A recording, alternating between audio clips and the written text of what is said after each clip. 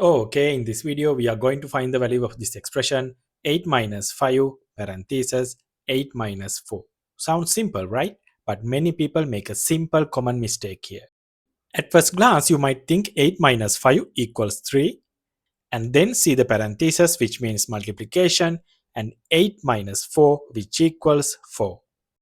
3 times 4 equals 12, but this answer is not correct, because we should follow the correct order of operations when solving expressions like this. You might know it as PEMDAS.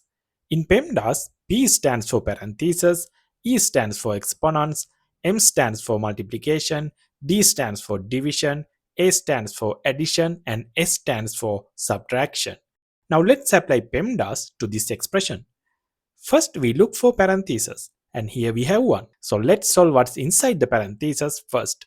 We have 8 minus 4, which equals 4. Now the expression looks like this: 8 minus 5, and the parentheses means multiplication, and 4. Next, we look for exponents, but there are none in this expression. Then we handle multiplication and division. And here we have multiplication. 5 times 4 is 20.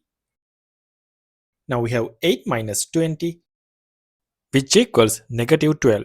So the correct answer is negative 12.